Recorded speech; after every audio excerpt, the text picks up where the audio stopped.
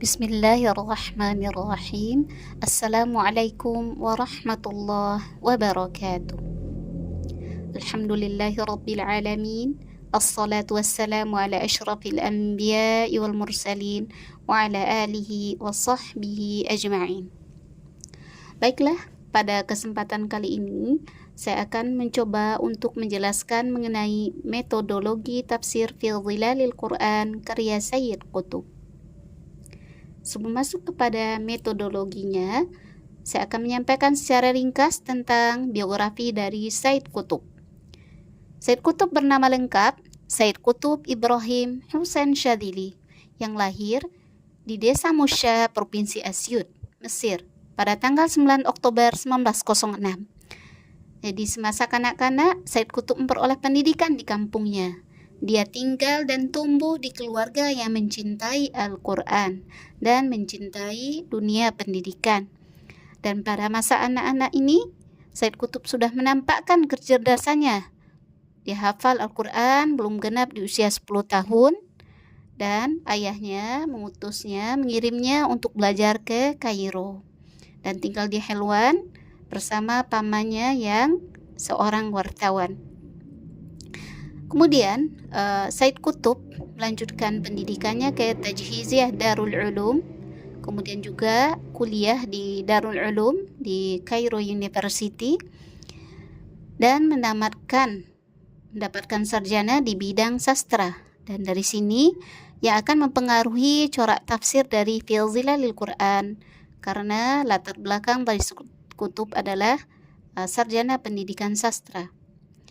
Kemudian setelah Sayyid Qutb menamatkan pendidikannya di Darul Ulum, dia bekerja di Muraqib, kemudian mendapatkan kesempatan untuk belajar ke Amerika dan mendapatkan pendidikan di 3 universitas, ya, antaranya adalah Wilson Teaching College di Washington, Greeley College di Colorado, Stanford University di California.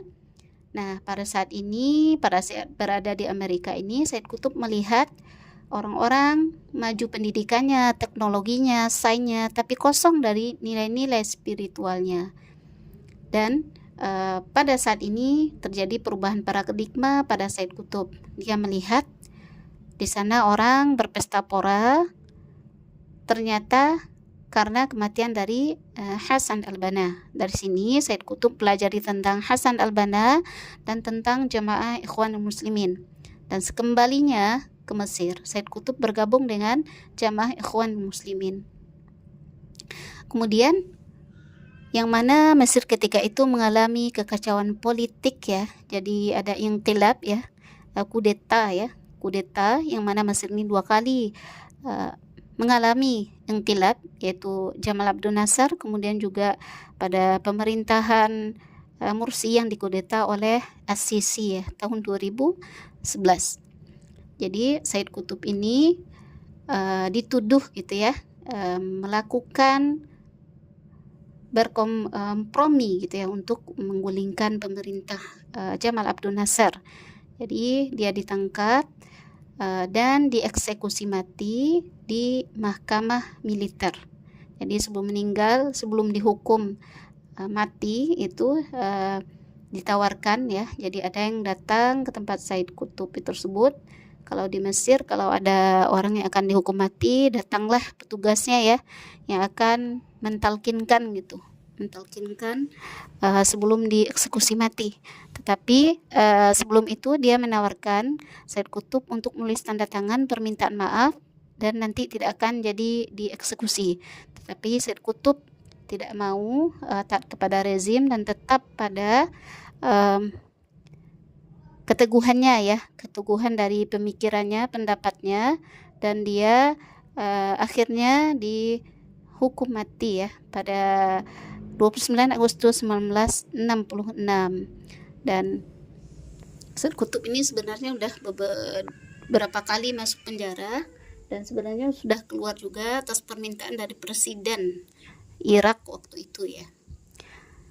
Kemudian untuk metode tafsir fi Dhilalil Quran, Ini metodenya tahlili, kemudian coraknya adabi ijtimai, dan berdasarkan sumbernya itu adalah tafsir bil ra'yi. Insyaallah saya akan menjelaskan secara terperinci satu persatu. Jadi berdasarkan penulisannya, metode tafsir fil dhilal Quran ini metode tahlili, melakukan penafsiran mulai dari surat Al-Fatihah dan diakhiri dengan surah An-Nas, yaitu tertib al-mushaf, bukan berdasarkan kronologi turunnya ayat atau tertib an-nuzul. Kita lihat ya contohnya itu ada tafsir surah Al-Fatihah, kemudian itu pada jilid yang terakhir itu jilid 6 ya surat An-Nas ya, di setiap jilidnya itu kira-kira 600 halaman.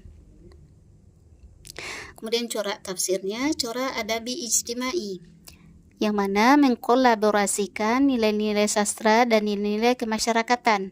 Selain itu, tafsir ini juga bentuk respon dari sistem pemerintahan yang dianggapnya jauh dari nilai-nilai spiritual. Dan corak tafsir fil dhilal ini adabi ijtimai juga dipengaruhi oleh latar belakang Said Qutb yang merupakan seorang sastrawan, sehingga beliau merasakan ya keindahan bahasa serta nilai yang dibawa oleh Al-Quran, memang kaya dengan gaya bahasa yang sangat tinggi. Jadi tafsir ini ditulis di penjara bawah tanah yang sempit, yang mana cahayanya masuk dari celah-celah jendelanya gitu ya. Tetapi dari tempat yang sempit di bawah tanah ini dihasilkanlah karya yang sangat indah bahasanya, yaitu fil dhilalil Quran, dengan taufik dari Allah Subhanahu wa taala. Karena aslinya tidak boleh menulis di dalam penjara ya, peraturannya tidak boleh menulis dalam penjara, tetapi karena Said Qutb sudah mengadakan kontrak dengan penerbit dari tafsir ini, sehingga penerbit ini minta ganti rugi kepada pemerintah ya, dan pemerintah tidak mampu untuk membayar dan mengizinkan Said Qutb untuk melanjutkan penulisan tafsirnya. Dan tafsir ini bercorak adabi ijtimai, dan itu kita bisa lihat pada muqaddimahnya saja bahasanya sudah indah ya, sehingga orang yang paham bahasa Arab itu akan sangat senang ya untuk membacanya, tidak jemu ya dengan keindahan bahasanya. Di muqaddimahnya kita lihat fil dhilalil Quran, al-hayatu fi dhilalil Quran ni'mah, ni'matun la ya'rifuha illa man dhaqaha, ni'matun turfa'ul umr wa tubarikuhu wa tuzakkihi. Jadi hidup di bawah naungan Al-Quran itu adalah sebuah kenikmatan, kenikmatan yang tidak diketahui kecuali oleh orang yang merasakannya, nikmat yang bisa mengangkatkan umur, memberkahi umur dan menyucikannya. Walhamdulillah, laqad manna alayya bil hayati fi dhilal Quran fatrah min az-zaman dhuqtu fiha min ni'matihi man lam adhuqqat fi hayati. Jadi kata Said Qutb, dia sudah bersyukur ya, Allah memberikan kepadanya nikmat berada di bawah naungan Al-Quran, yang mana nikmat tersebut belum pernah dirasakannya selama ini dalam kehidupannya. Karena nikmat ini yang bisa mengangkatkan umur, memberkahi umur dan menyucikannya. Laqad ishtu asma'ullah, jadi saya hidup mendengarkan Allah, yatahaddatsu ilayya bihadzal Qur'an, berbicara kepada saya dengan Al-Quran ini. Anal abdul qalil as-saghir, saya adalah hamba yang kecil yang hina. Ai takrim lil insan hadza takrim al-ulwi al-jalil. Jadi dia merasa dia adalah seorang hamba yang kecil yang hina, jadi Allah memuliakan manusia dengan Al-Quran gitu ya, hidup di bawah naungan Al-Quran.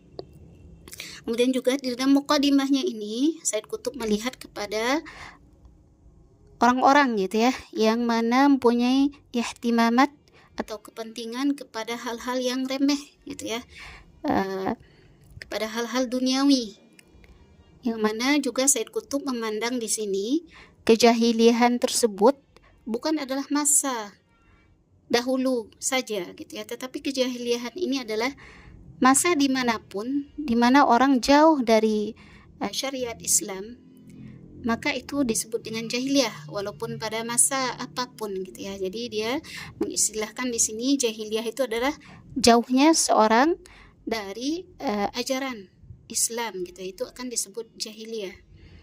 Kemudian juga di sini kita masuk kepada tafsir berdasarkan sumber. Jadi berdasarkan sumbernya tergolong tafsir birra'i.